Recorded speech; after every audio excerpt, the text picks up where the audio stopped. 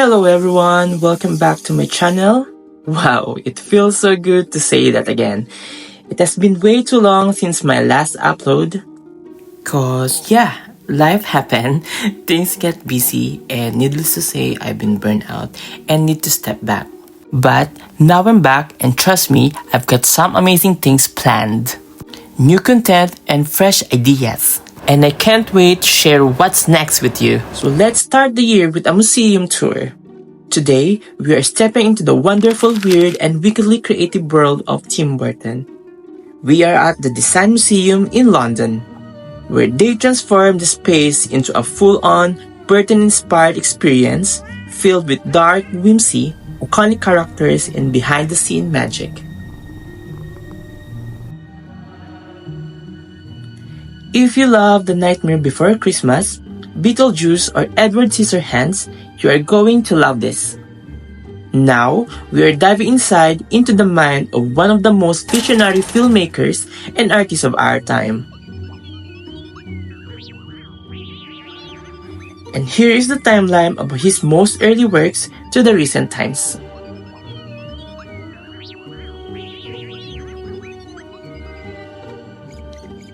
These are some of his old sketches, and it is amazing how these rough drawings evolve into some of the most iconic characters in the film history.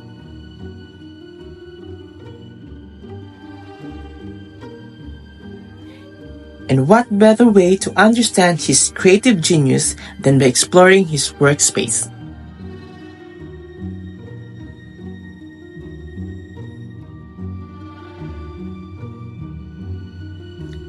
This is where the magic happens, where his hauntingly beautiful sketches, stop-motion creations, and legendary films come to life.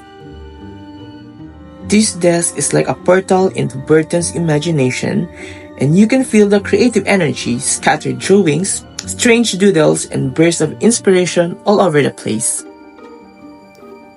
Now, let's check out the puppets and stop-motion models. This is the heart of Tim Burton's world, his stop-motion puppets. These tiny figures takes months to create, and they are made with so much detail, and every movement to see on screen happens frame by frame. It's pure dedication. But before these iconic films came to life, they started as sketches. And here, we get a real look at Burton's raw creativity. You can see his early drawing and designs for Jack Skellington and even some characters that never made into the big screen. Well, what we have here? It's Oogie Boogie, the main villain of The Nightmare Before Christmas. A sadistic, gambling-obsessed boogeyman made of burlap and filled with bugs. His goal throughout the film is to cause chaos, inflict fear, and take control of Halloween Town. His named characters are based on the classic boogeyman, a mythical creature used to scare children. His sack-like appearance and shadow-sinister nature fit the classic nightmare figure perfectly. Underneath his burlap, sack exterior, Oogie Boogie is just 1,000 creepy crawlies held together by a dark magic. When his sack turned open, the bags scattered, revealing that he has no real form of his own. The bugs that make up his body scream in terror as they fall apart, make for a chilling yet satisfying billing defeat. This trio are my favorite mischievous trick-or-treaters from The Nightmare Before Christmas. They are Locke, the devil boy, the bossy and controlling, Jock, the witch and the smartest, and Barrel, the clumsy one. Together, they love to create chaos and accomplice of Oogie Boogie to kidnap Santa.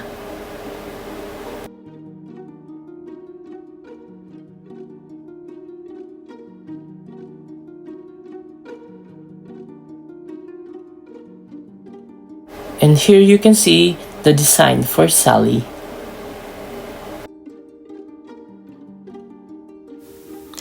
I'm sure you know Emily from The Corpse Bride, the first film to be shot using digital camera instead of traditional film, making it a groundbreaking shift into the stop-motion filmmaking. They used 300 puppets in this film with multiple versions of each main characters. Victor alone had 14 different puppets, each with interchangeable parts for different expression. It took a week to film just 1 minute. Emily's dress has dedicatedly designed, including tiny painted laces and weathered fabric effects. The ending was the most hauntingly beautiful moment. Emily walks outside into the moonlight and says her final goodbye to Victor and Victoria. As she stands under the glowing full moon, she begins to dissolve into a flurry of glowing blue butterflies, symbolizing her soul finally being free. It's a heartbreaking yet uplifting ending. Emily finally gets peace, and Victor and Victoria are able to be together, proving that love and kindness can heal even the most tragic wounds.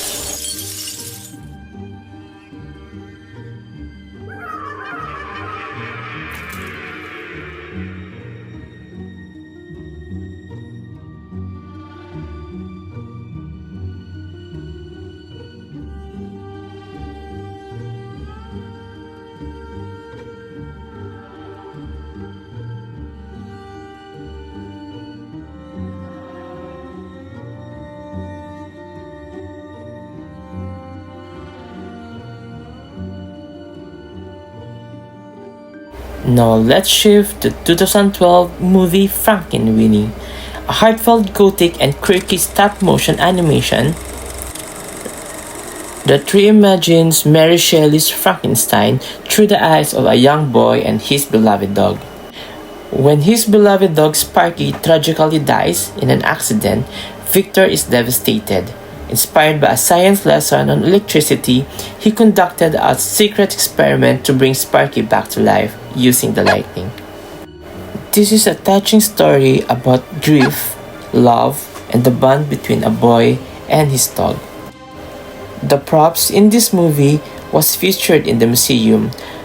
It was so cool as if you are stepping in the actual film. Now, let's move on to the props and costume used in the movies.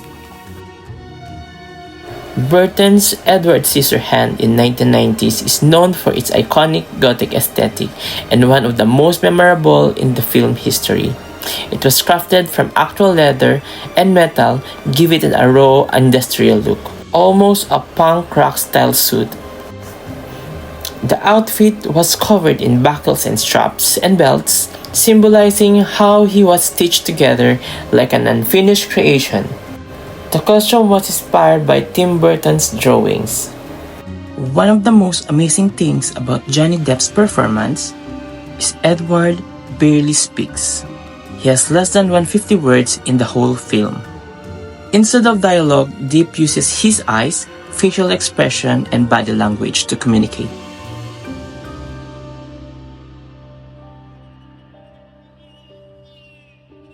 This one is one of the dresses that Alice wears in Alice in Wonderland, created by Colleen Atwood, an Academy Award-winning costume designer known for her work in Edward Scissorhands, Sweeney Todd, and Sleepy Hollows.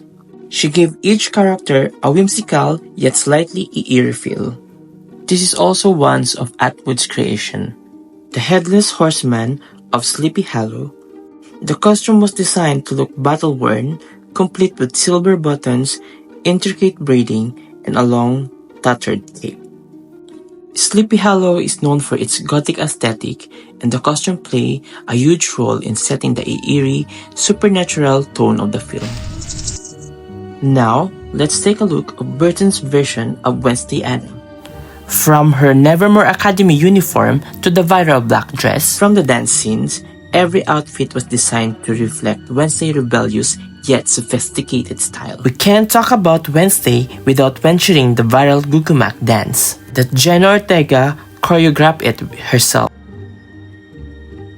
Now, from Nevermore, let's go to Gotham City. Tim Burton turned the Penguin into a nightmare. A tragic villain and one of the most unforgettable Batman characters ever. Batwoman version was also iconic. Played by Michelle Pfeiffer, this Catwoman version was my favorite among its variant, woman suit. The outfit was made of shiny vacuum-sealed latex. that was so tight she literally had to be vacuum packed into it before every scene. One of the most famous Catwoman moments was her whip and stunt work. Speaking of dedication, she did a lot. If you know Charlie and the Chocolate Factory, you know Oompa Loompas. Willy Wonka's loyal worker responsible for making chocolate and running the factory. Tim Burton gave the Oompa Loompas a radical design. Instead of multiple actors, every Oompa Loompa was played by one man, Deep Roy. They also featured the props from Miss Peregrine's Home for Peculiar Children, like Enoch's puppet and the head of the Hallows. Enoch is one of the peculiar fostered by Miss Peregrine, with the fascinating ability to reanimate or bring objects and dead things back to life. He even creates miniature zombies like Tall Soldier for entertainment and sometimes for battle. Hallows are twisted monstrous creatures that have no visible eyes. Their long, snake-like tongue are covered in sharp and tiny tentacles.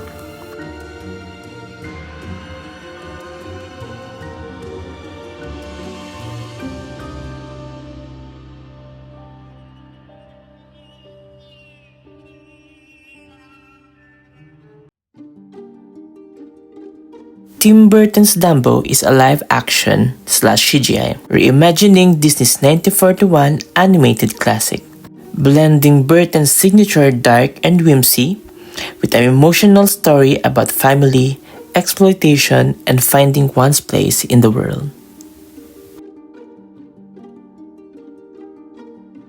This part is my favorite. The moment you step onto the checkered tiles, it feels like it's moving. Almost like something in Wonderland. You already feel like you're inside Burton's dreamscape. From twisted spirals to creepy yet charming characters, everything here feels like stepping into a living sketchbook. These details are incredible. His notes add so much personality. It's like peeking inside the mind of a creative genius. It's inspiring to see how his imperfect, quirky drawings became iconic. Check this out. Every little detail screams Tim Burton. Dark shadows, quirky characters, and surreal lighting. It's messy, it's imperfect, but that's the beauty of creativity. If there's one thing to learn from Tim Burton's process, is that you don't need a perfect plan. You just need to start creating.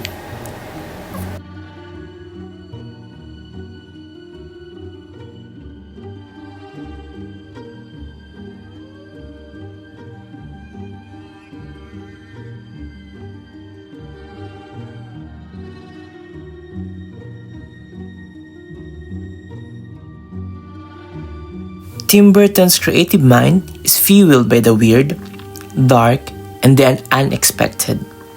Just look at this wall. It's a mix of classic horror, surrealism, and childhood nostalgia.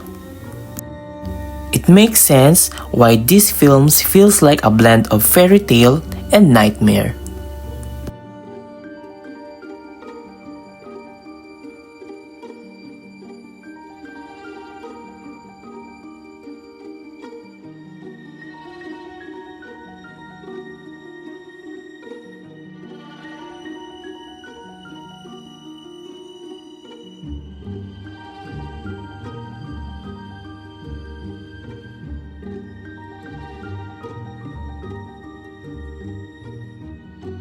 No museum trip is complete without a visit to the gift shop. They've got everything here: Jack Skellington mugs, limited edition prints, and books. And that wraps up our journey through Tim Burton's incredible world. Let me know in the comments which part was your favorite, or if you ever created something inspired by Tim Burton's style. Don't forget to like, subscribe, and hit the bell icon for more creative adventures. Until next time, stay weird and wonderful.